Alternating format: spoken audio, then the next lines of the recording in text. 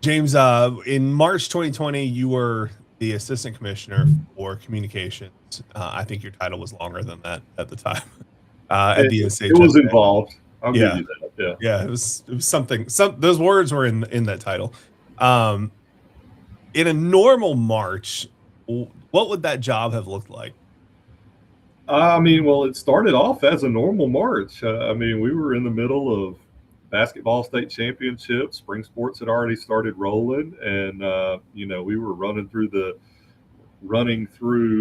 regionals.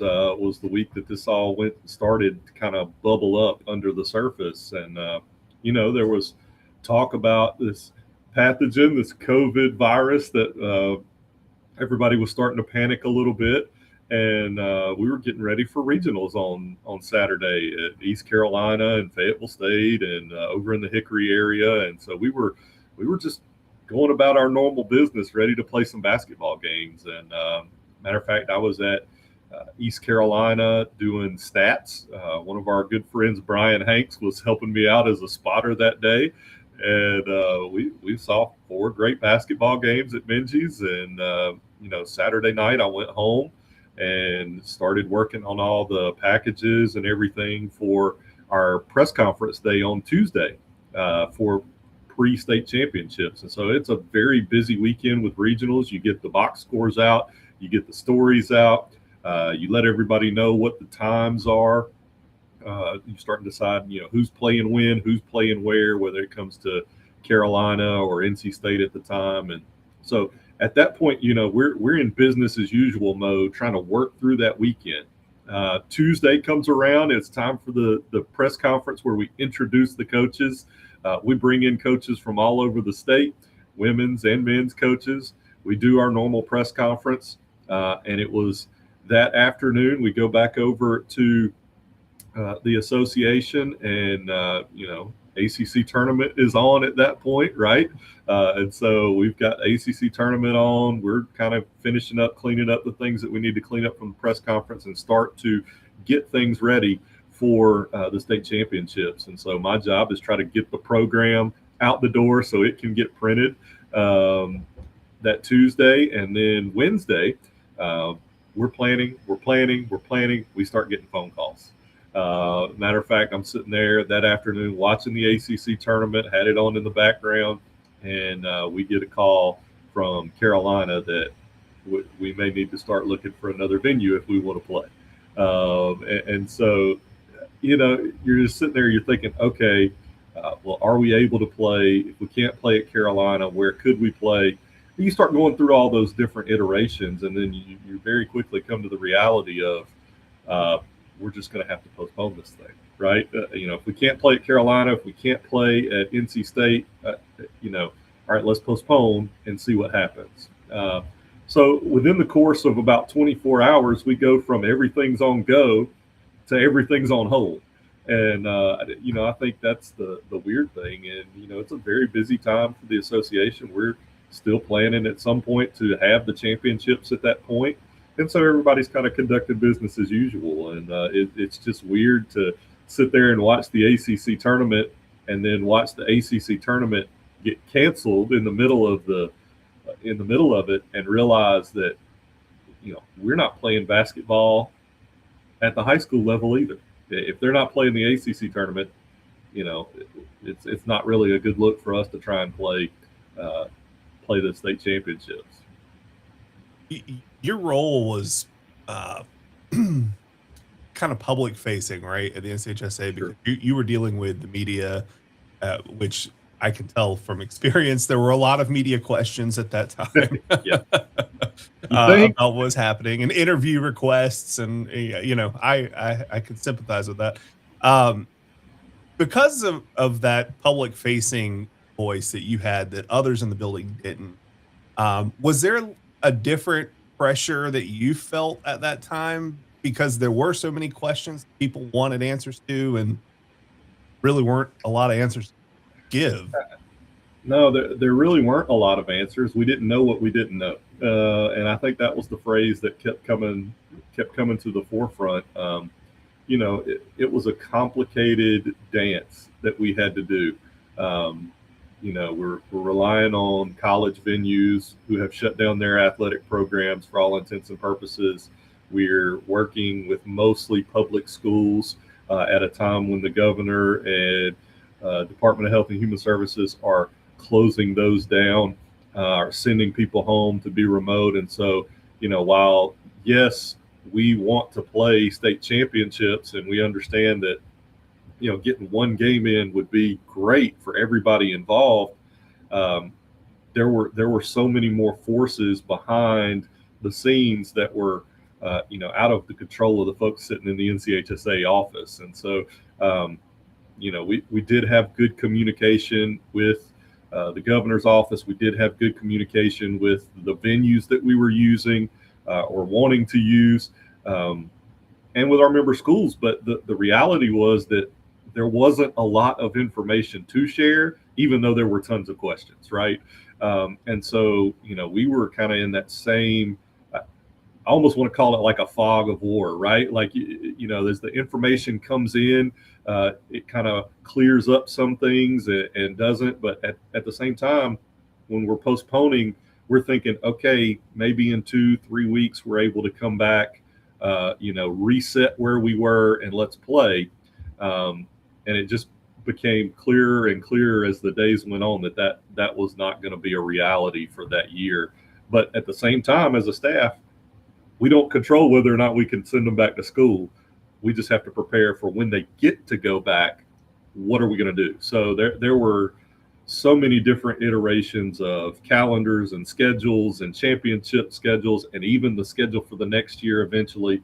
Our after about 3 weeks, our focus shifted from we want to still be able to finish out winter sports with basketball championships and get spring sports back rolling to all right, we got to figure out how we can restart sports in the next year, and what that calendar might look like when we have zero control over what health officials and the governor and the school systems will let us do. So it was really hard to keep up with all the changes and all the requests because, like I said, people would ask us questions, and some of those questions were better off for health officials. And I'm not a doctor. Q Tucker's not a doctor. The rest of us are not either. And so, we were just working with the information that we had. And, I think that's where everybody was. I don't think that's unique to the NCHSAA. I just think that, the information that we had available and the ability to do what we were able to do was dependent on other people telling us that, yeah, it's okay, or no, it's not. So the shutdown happened on March 12th, which was Thursday. That Monday, Tuesday, March 9th and 10th, in the office, like what was the mood there? Like, was there concern already at that point, or confusion? I think there was a little bit of just, hey, we're monitoring this. We're thinking about this. We know it's bubbling under the surface. But really on the 9th and 10th, it was business as usual for us building up to a state championship. We had so much to get ready for that press conference on the 10th. We had so much to get ready for on the basketball state championships. We're working through so many different things. There's so many different groups of people that we have to get information to, that we have to get credentials to, that we have to get parking to, that we have to get information to, and equipment and setup and things that we have to get in motion. That was just, we were rolling from regionals, come back in, unpack the stuff from regionals, repack for sending out the state championships and press conference and all those kind of things. So there really wasn't a whole lot of time to think about what the potential impact could be. We were, like I said, business as usual. And it really wasn't until the 11th that we started hearing, potential, all right, you can play, but it's going to be limited spectators. You can use the facility, but it's going to be no spectators. And then as that continued on down the road to the 12th, that's when you got the full shutdown of we're not playing games. And so it really did happen very quickly from business as usual to some modifications, major modifications, and then full cancellation. It was quick. What sticks out to you about that basketball state championship press conference? I was thinking about this the other day, and I remember vividly sitting at one of the tables on the far left side of the room. I actually was sick at that point. Like for a couple weeks, I had a nasty cough. Might have been COVID. Who knows? May have Um, been. We don't know. I remember that vividly though, and I remember the jokes being made about, oh, don't infect me with COVID, and like it felt very normal, and people were kind of making fun of it. That's what I remember. But I don't. Do you have any vivid memories of that day? Yeah, I mean, I remember standing up in front of everybody and introducing the coaches and doing the things that I love to do. Those basketball championships they're some of my favorite things to do. The football championship press conference, the basketball championship press conferences. That was a fun time because you're honoring coaches and teams who have done what everybody set out to do at the beginning of the year, and so. Those are highlight days for the association. They're highlight days for me in my role, and I didn't really think anything of COVID, right? Like we were thinking, all right, we're going to put out some hand sanitizer, we're going to be ready to roll, and we're going to play. That was kind of where we were at that point. I think that was like the biggest extra precaution that we took at regionals was like. There were huge bottles of hand sanitizer that got sent to every location, right? Like several of them for media row, for different areas and things like that. Like that's, like we're going to do the best we can to mitigate this, but we're going to go on and we're going to play. And that was really the spirit behind Tuesday at the press conference was we're going to go play.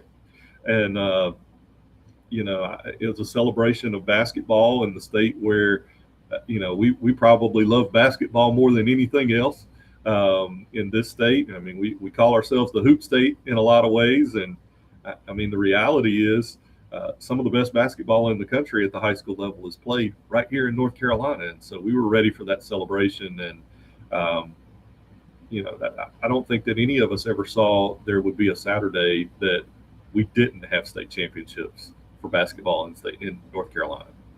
At some point we were going to play them, and we were planning that it was just going to be that Saturday on a normal schedule.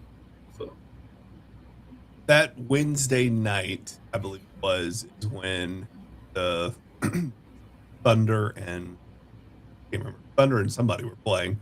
I think it was the Jazz. I believe it was like Rudy Gobert was that's the right. first player that Yep. got infected with COVID, had symptoms, had to sit out, and so the Jazz and It was the Thunder, wasn't it?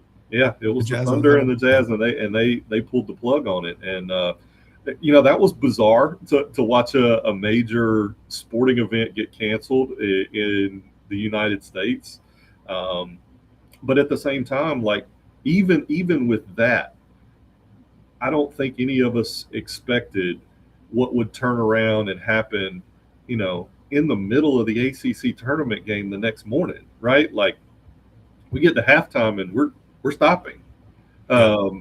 We're crowning a champion that's not even playing today, kind of thing. Like, I mean, I don't think anybody in the sports world, particularly at the high school level, thought that a Wednesday night NBA game in Oklahoma City would trigger what happened here in North Carolina at the high school level within 24 hours. But it did.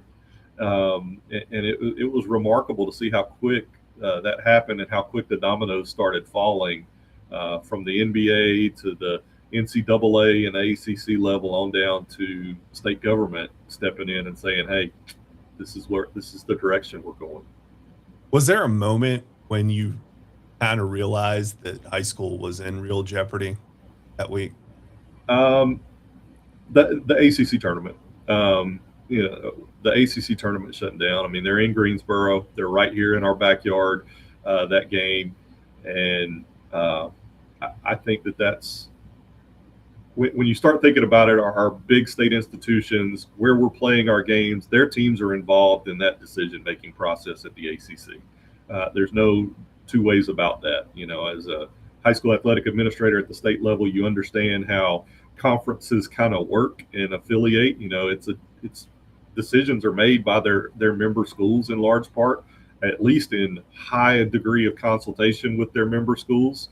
And when they make the decision that they made to postpone their signature event, to end their signature event, not just postpone it until we know more information, Canceled.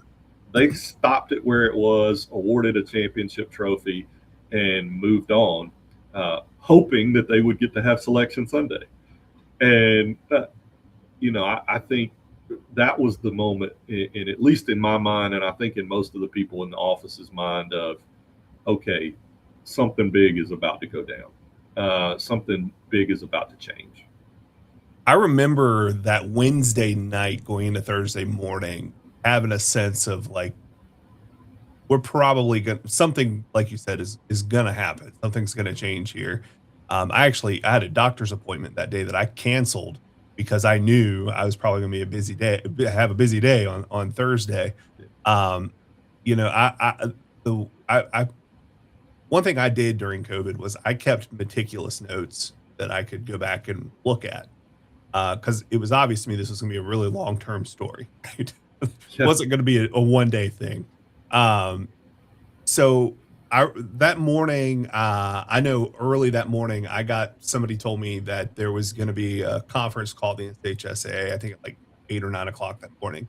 Yep. When you were walking in on that Thursday morning to the office in Chapel Hill, what was that like? Like, what was the feeling that everybody had going in that day? Yeah, I mean, we knew that there was going to be a change at that point, because we had already been contacted about, hey, we're going to limit capacity, and so I knew walking in that day that we're starting to talk about limiting capacity, limiting the number of media that are coming in, and that was my game plan, right? Like the program's out the door now. We're ready for that. We're going to be able to print that, do what we need to do. Now it's about getting the message out about limiting venue capacity and limiting media as well. So, we had that plan kind of working in our minds. But even at that initial press availability, we had already talked with our member schools about, limited capacity tickets, those kind of things. And at that morning press conference, we didn't anticipate an additional change coming that afternoon. That's the thing that I think people didn't realize, just how quick it would shift on a dime from, all right, you can play, but it's going to be limited to, we're not playing at all. And it happened, that part of it happened within 4 or 5 hours. It's not a 24-hour period. That happened within 4 or 5 hours of limited capacity down to nothing. And I'll say that, as we got to 2 o'clock that afternoon, 3 o'clock, when the announcement and the decision finally came down, it was one of the more surreal and disappointing days that I ever spent at the NCHSAA. I spent 8 years there and went through a lot of things, but that was a major disappointment to have to punt on the celebration of the premier sport in North Carolina. And, we certainly understand safety and those kind of things, but it doesn't take away the disappointment that you feel when you build towards something. And I can only imagine what those student athletes who had built towards that were feeling as they hear the words from their coaches and athletic directors that there is no game this Saturday, that they've been building for, some of them, for most of their lives. Do you have any recollection or anything you remember from that day in the office about like what was the atmosphere like? Who was running around talking to who? Like what were the decision make? Like were the board of directors on the phone all day with you? Like what? Do you have any Good chunk of the day? Good chunk of the day. Commissioner Tucker was on the phone with Carolina and NC State several times throughout the day and the evening prior. Q was contacting me and Trey and Brad and Shaquana Dancy at the time, who were all heavily involved in basketball championships, and just saying, hey, we got to get this information out. Let's get it out to coaches. Let's get it put out.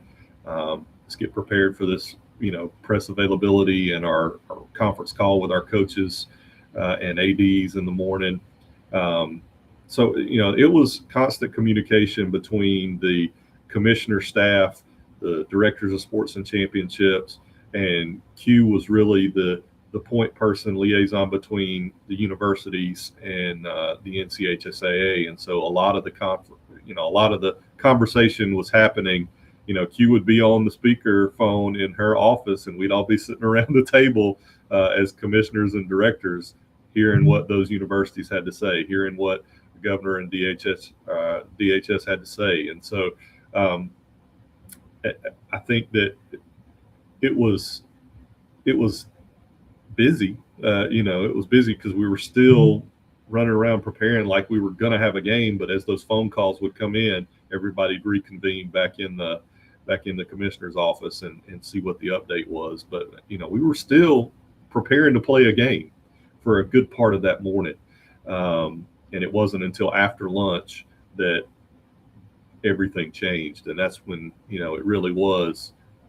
I'd say it was pretty somber in the office. That's probably the best word for it. I mean, we sat there, and I think the weight of what we had to do and communicate to coaches, athletic directors, and fans across the state became really apparent at that point. And it was somber. It was heavy, and I think that everybody felt that across the state. I mean, now working in public education, people still talk about the day that they realized that they were going to have to send kids home.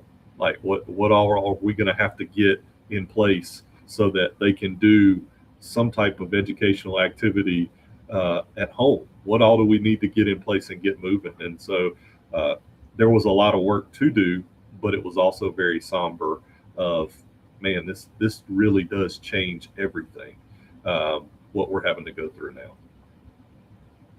When the day ended, that Thursday, y'all are wrapping up things at the office. You had a nice drive home from Chapel Hill. I remember talking to you a few times while you were making that drive. What were the thoughts at that point? Like, the decisions have been made. Like, we know at least for the next 3 weeks, nothing's happening. Mm-hmm. But there was, like, I think people, when they think back to that period now, it's really easy to do that with the benefit of hindsight.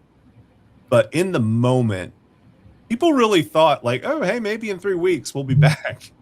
Yeah. I mean, we were still planning on coming into the office on Friday, right? Like, I'm still going to work the next day. It wasn't until the week after that, the office closed and we were working remotely. So I think it was just kind of like a slow realization of, this is not going to be business as usual. This is not going to be, hey, we're going to be in the office and kind of do what we have to do to get ready to play again. Like, no, we're going home, and you're going to work from home. We're going to get ready for the things that we may do, may not do, don't know what we're going to do. And I think it was, that drive home from Chapel Hill that day, I was sitting on I-40, like I did so many days, like you mentioned, and I didn't realize just how much things would change over the next 2 weeks. And there was the thought of, hey, 2-3 weeks we're going to be able to kind of ramp things back up, and that was the messaging from all of the governor's office, from the Health and Human Services folks. That was the messaging. Hey, we're going to stop for 2 weeks so that we can flatten the curve. That flatten the curve. That's all we heard. And they were working with the information that they had, and we were just doing what we were asked to do. And so I think that everybody knew that we would do what we needed to do for the best of everybody. But I don't think any of us driving home that day ever thought that we'd not play spring sports that year, right? Like that day, no. It wasn't until you're sitting at home a month later still working remotely, that you realize, daycares are closed, schools are closed. I'm not sure when we're going back. That was when it really changed, I think, for all of us. And so I don't know exactly how that moment that it swapped for me, Nick, but I do know that,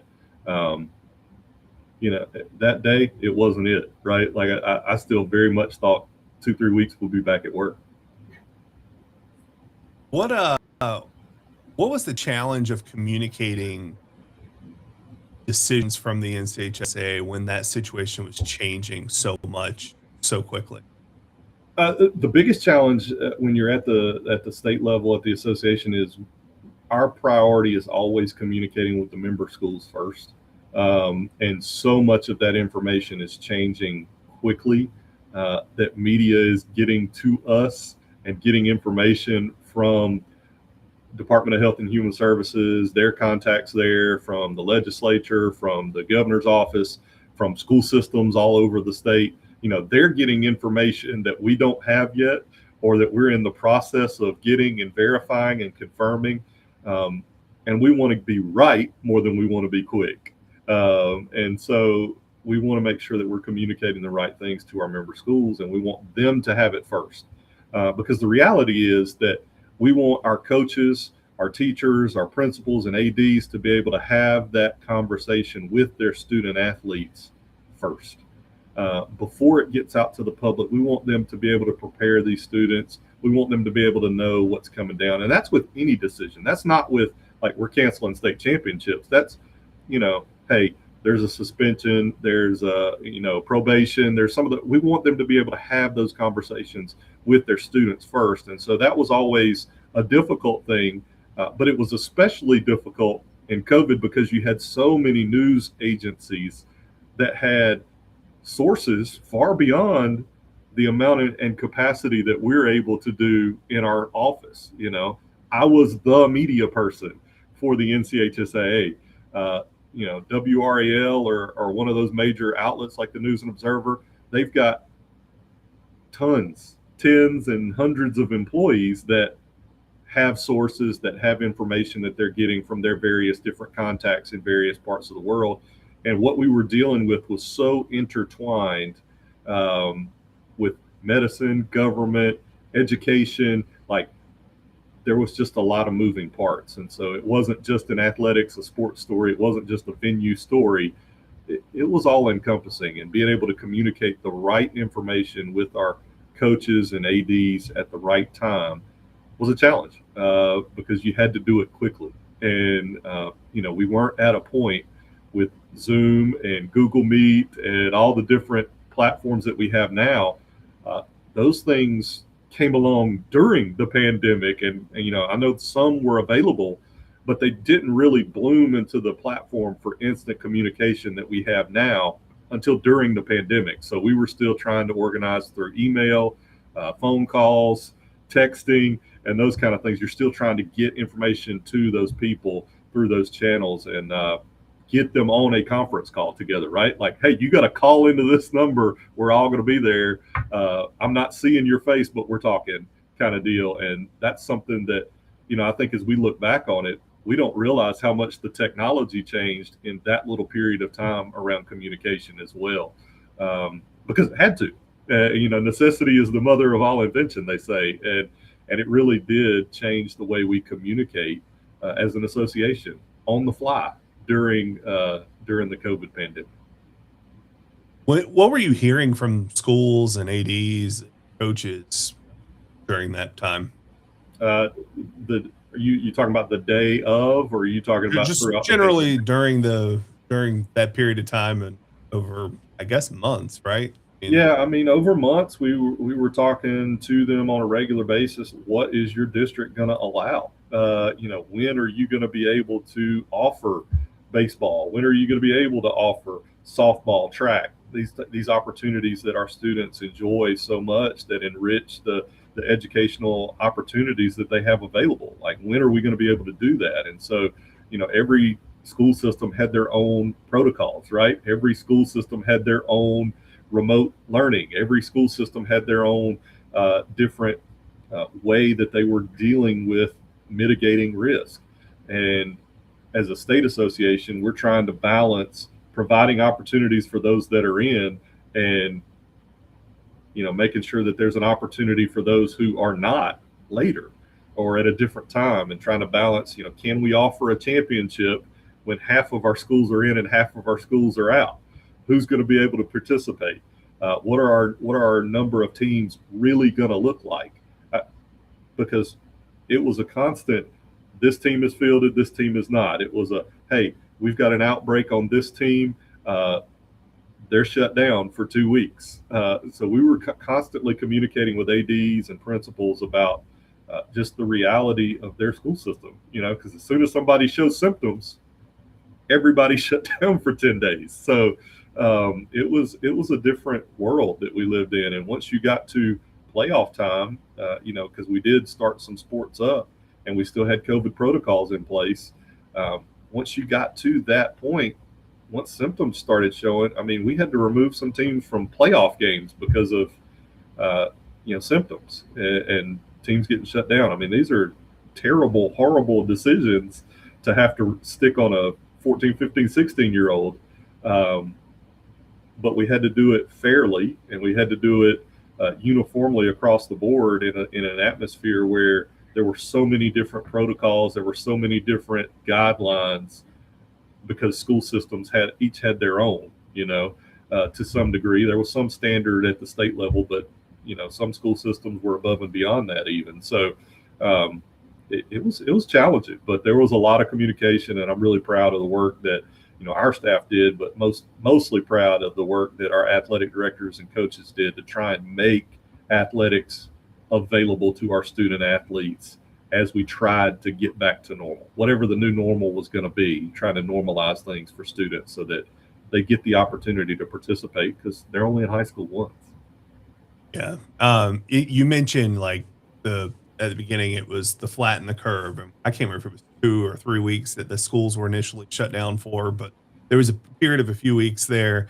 And then it became a day on the calendar, it felt like, where there's going to be an announcement from the governor today, and we're going to find out, are we back or is it extended? And that happened over and over and over. That in between stage there, where it was uncertain whether or not we'd get back. The basketball state championships hadn't been canceled yet. They were still hanging out there in the balance. And spring sports were suspended, but they weren't canceled yet.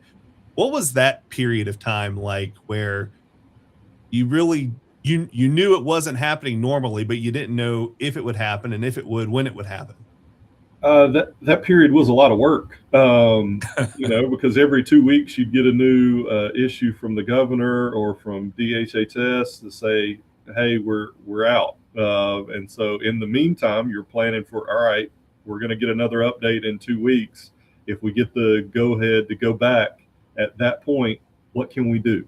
Right. And so we're making those plans and making those schedules and making those calendars, remaking them every week, every 2 weeks, of what could we do? If we go back on this date, what can we do? If we go back on this date, what's our schedule like? Our sports director staff really worked hard. Even for the next year, right? Because we moved football, those major contact sports, into the spring that year. And so even that process of, there were 10 different, I'm not kidding you, there were 10 different athletic calendars for that 21 year, right? So for 2020, 2021, there were 10 different proposed or thought out athletic calendars for when are state championships going to be held, how many weeks are the playoffs, how many teams can make the playoffs, and how many games do you get in a regular season. Yeah. And so 10 different calendars. And that's a lot of work, right? That's a lot of process and a lot of thinking. That's a lot of communication with coaching associations and athletic directors from across the state and our board. It was a lot of work. And at the same time, you're trying to wrap up a year that didn't even get to finish. That was the first NCHSAA annual meeting that we held not in person. We were still holding annual meetings and awards at the Smith Center up until that point. Well, how do you do awards, male, female athlete of the year? How do you do the Courage Awards? How do you do all those different awards and honor what people have done in the course of the year? But we can't get together. So, we were doing video announcements for some of those things. I was working. There's a picture floating out there somewhere of me in my living room, set up in front of an NCHSAA backdrop with a coat and tie on and shorts, and my dog wrapped around my feet as I'm doing a stand-up video for awards announcements. Like, it's just bizarre world, right? Like, I've got the light kit set up in a home studio. And so it was a lot of work, but at the same time, we're trying to be as normal as possible. You're trying to give some normality, because the thought always at the association, and I think with just about anywhere in public education, is always what's best for the kids. Yeah. And for us, the thought was always we need to provide some sense of normal, whatever sense of normal that we can provide for these students, for these athletes who are going through. We're all anxious. We're all worried about, getting COVID. If I get it, how sick am I going to get? We're all worried about family members and friends. There was a lot of anxiety, but at the same time, from the adults and from the leaders, there's a need and a necessity to try and build some sense of normalcy for students and for families so that they can deal with the pressures that we're all dealing with at that time. I've had a hard time describing this part to people, but like at the beginning of COVID, at that point in time, there were a lot of things happening that were divisive, right? A lot of times when there's a big event like a pandemic, it has an effect of bringing people together. And I think that happened at first, but then it became divisive as well. How did that play into the decision making and the messaging from the NCHSAA? And did it get to the point where it was like, no matter what we do, it's not going to be okay with somebody? No matter what we do, it's not going to be okay with somebody. I mean, that was kind of like the mantra of the NCHSAA anyway. And just about any governmental, body in sport, the NCAA can't do anything right.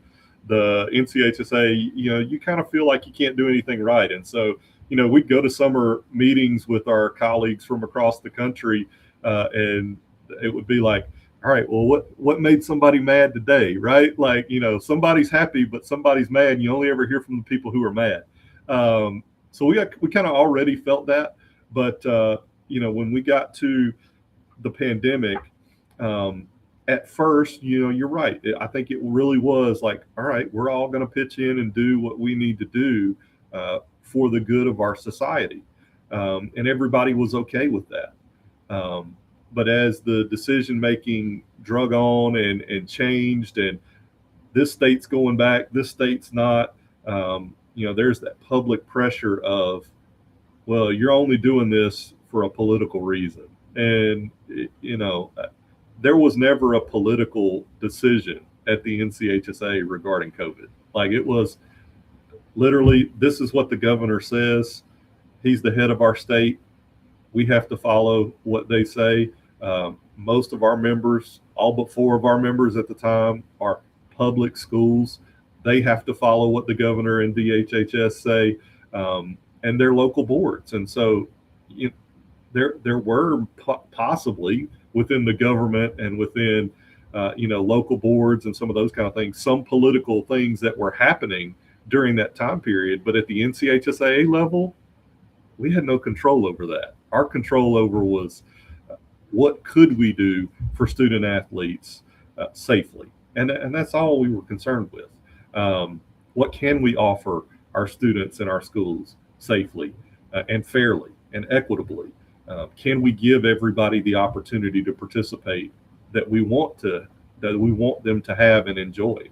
Because if you played football in the fall, over half the state wasn't going to be able to participate, right? Like, and that's a season down the drain. for kids that are never going to get that opportunity back. And so that was really the heartbeat behind what we were doing at the association. You know, we knew that whichever direction the wind blew, somebody was going to be unhappy and was going to be unhappy with us, whether it was right, wrong, or indifferent.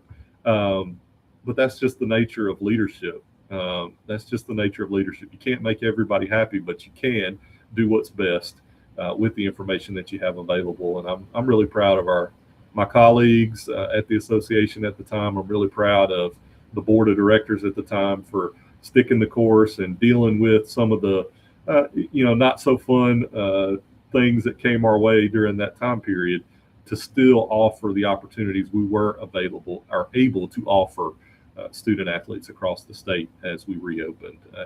Having a football season was a big deal that year. Having wrestling that year was a big deal because it was big deal for each of those individual student athletes that was able to participate. Did that shutdown change the way you thought about the role of sports in people's lives beyond playing games? Yeah, a little bit. I think I hadn't really realized, I'd worked in sports radio for years before that and, had working as an athletic administrator at the association for 6 years or so at that point. And, I had never really realized how big a role it played in my life. And it was something I did every day, right? It was just something you took for granted. And not having sports on TV, right? Not having a game that I can go turn on when I get home to unwind, not having a baseball game that I can flip on as background noise while I'm cooking or out on the grill or, playing with the dog, not having that soundtrack to our lives and to our culture really did impact me, right? Like it gave you an opportunity to kind of turn off some of the noise of sports, some of the, he said, she said, some of the rivalry, the battle, and some of that kind of thing, to focus on the things that really are important, family, being able to spend time with my son and my wife at the time, and to really have time to concentrate on them without the distraction of having sports going on was important for me. But I also think that it helped me to appreciate how important it is to have somebody to play against, right? Because when you came back, even some of those individual sports, man, it was almost like playing by yourself, right? And sports build such a community. It's such a communal experience, and it's better with other people, right? Like I can go hit a tennis ball against the wall all day, but it's better if I'm hitting it with somebody, if I'm doing that activity with somebody, because those people make me better. Those people help me to enjoy something that I love. And football, basketball, some of those team sports, we can't play without others, right? Like you don't get that experience. You don't learn how to work as a team if you never get to work in a team. And so I think that it did change my perspective just on how important sports was as a communal experience, but also kind of de-emphasized it a little bit in my own personal life of, if I don't watch a game tonight, that's okay, because I'm able to spend time with my family. I'm able to spend time with the people who are most important. And I'm really able to focus on investing in them and not just being distracted by some of the noise out there to entertain us. There were very real concerns during the pandemic that some high school sports may not recover in terms of whether that be participation, which declined significantly immediately after the pandemic. It's bounced back now, but immediately after the pandemic, and from a budget perspective, because high school sports are largely funded by people going to games, and they couldn't do that for a portion of that time, or at least were limited. What was your level of concern about the security of high school sports at that point moving forward? I think the main thing was the financial component. If you can't have spectators at games at the high school level, you can't have athletics, because those fundraising opportunities and the ticket sales and those kind of things, it only works when it's a community effort, because the dollars that are spent at the local level the state level and the federal level have to go to the academic mission of their schools. That's what those dollars are for. And so anything that athletics does has to be funded, self-funded for the most part, and it is, and it is. But I do think that there are still communities in our state that we haven't seen the attendance recover at our high school sporting events. Streaming changed so much, and those revenue streams have not brought the same level of community support that we saw when people would come to games. It's one thing for, grandma and grandpa to say, "Hey, I watched you on the stream." It's a different feeling for that student athlete when they're sitting up in the stands. It's a different feeling when those neighbors and those people that you go to church with, the people you see in the grocery store, are sitting at your game supporting you.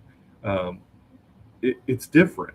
And so in some ways, I don't know that we have fully recovered. And I think in some places, even the student body is not coming out and supporting athletics the way that it did, because there's so many other options. There's so many other options for them to do and be a part of. And so that is still a concern, honestly, I think, in a lot of communities across the state. I think some communities, particularly our poorer communities, I don't know that they've recovered participation in some of our sports, particularly like volleyball and softball and soccer, some of our girls' sports, because those more affluent communities, they've had travel teams. Those girls were able to keep playing. Those opportunities weren't available to some of our younger folks at the recreational level in poorer communities, and they didn't start playing or even trying to play until middle school. And so I think we're just now seeing some of that start to come through the pipeline. Some of our young students that didn't get those recreational opportunities in their local communities, as they get to middle school, they've never played baseball. They've never played softball. And they're not trying out at the level that we would expect over years past prior to the pandemic. And I'm not sure that that's everything to do with the pandemic, but I do think, at the high school level, participation numbers have largely come up across the board. I wonder how much of that, and I don't know the answer to this, I wonder how much of that is those affluent communities that have been able to sustain travel sports and recreational sports continuing to grow, while some others are being left behind in terms of participation, particularly with minority populations and those that are maybe of a lower income. I hadn't thought about that. It's an interesting point. So, we're a little over 6 years now past the shutdown and that entire saga that we went through. What do you think people still misunderstand about the pandemic as it relates to high school sports in North Carolina and the decision-making process that the NCHSAA had to go? I think people still misunderstand just how much decision-making ability the NCHSAA had. In a lot of ways, their hands were tied. The staff, our hands were tied. The board, hands were tied. When the governor decides to close schools, schools close. When DHHS says it's not safe to have athletic events, and you can't have more than 25 people in a room, or whatever the rule was at the time, 50, your hands are tied. We live in a litigious society, right? And so as an association, as somebody who's making the rules and allowing decisions, what you allow is has to be in step with the guidance, or you open yourself up to legal liability. And so those are some things that I think people just didn't understand. It's not that we didn't want to get back. It's not that we didn't want to offer these things to our student athletes. We did, but we needed it to be equitable. We needed it to be able to be funded. So you needed spectators at some point to help pay for that, and you also needed to be able to offer that opportunity to as many student athletes as possible. And it was never going to be perfect, right? The NCHSAA knew that there was never a way that we were going to do it that was going to be perfect. But with the information we had available and with what we were given as allowed to do, I feel like we made the best decisions that we could make, given all the circumstances and all the many different things that we had to take into consideration. Is there one story or email or phone call that stands out to you that's like that really encapsulates the impact of COVID on high school athletics? I do think it was when we got back the next year. We were playing. I think we were getting ready for volleyball or basketball championships. One of those indoor sports. We're in the third round, getting close to the end of the road, and we had a school. I don't remember which one. That emailed, and several of our staff were out of the office, getting ready for championships, going and doing different things. And I got the email and had to call an AD back, and he let me know that, hey, we've got 2 that tested positive for COVID on the volleyball team or basketball, whichever one it was. And I had to kind of walk him through that meant the end of the season. That meant the end of an undefeated season in the third round of the playoffs, because you're going to be out through the remainder. You're in your quarantine window past this round. You're in your quarantine window past the end of the season, and that stung, right? Like having to tell them, hey, I'm sorry, it's out of your control and it's out of my control, but your season's over. Not your fault, not your student's fault, not a mistake that you made, a rule that you broke. But your opportunities are done. And I think that's the thing that stung the most, was that it was completely out of their control. It's completely out of our control in a venue and in an activity that we all like to be in control of our own destiny, right? Like you can win it on the court. You can do the things you need to do to win on the court and advance. And you're in control of your own destiny. And the reality is, we weren't. We never really were. That was the most poignant story to me throughout all of that year and the year that followed. It's just, sometimes life's not fair, and that's sometimes the hardest lesson to learn and to teach our student athletes, is that sometimes things happen that are outside of your control, and you just have to learn how to react and deal with them in the most appropriate way. God forbid we have to go through this again one day. I've said whenever the next pandemic happens, I hope I am long gone. Yeah, absolutely. But if it were to happen again, what have we learned? And what were there mistakes that we made in high school sports around the pandemic that we can learn from? I do think that there's always things that we can learn. I don't know that it's necessarily mistakes that we made, but things that we can learn. And I hope that we learned to take it a little bit slower in terms of our decision making. I do think just even from the state level and on down, national level on down, we were concerned about extreme spread right at the jump. And I think we could have planned a little longer for a shutdown before we executed it and still been okay. That's my feel. Maybe I'm wrong in feeling that way about a pandemic, because we didn't know what we didn't know. But at the same time, we shut things down before there was even a confirmed case in North Carolina, right? And it's not saying that people weren't already sick with it, because I'm sure they were. You mentioned you had a cold, a terrible cold throughout all that time. I'd had a horrible one in January. And so I do think that as we look back on it, the reality is we were probably already dealing with COVID in the months leading up to that, and everything had been okay for the most part.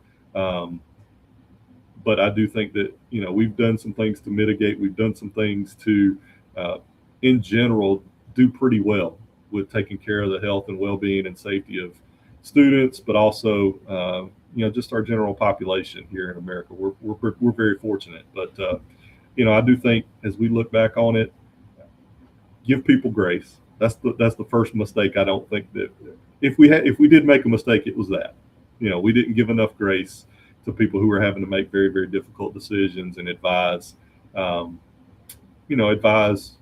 entire culture, our entire community, what we needed to do for the good of everyone. And so if we give a little more grace, maybe we would be able to look back on it in a different light if we ever had to face this again. But I do hope that, I'd love to see those 2020 state basketball championships. I'd still love to see them. And I hate that we never got to see them.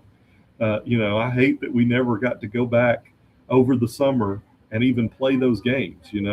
That's the thing that I think that I still hate, that we never got the opportunity to figure out a way to make it right and let the kids finish. And I wish we had a way to do that, but I don't know that our leaders, based on the information that we had, would make a different decision. I really don't.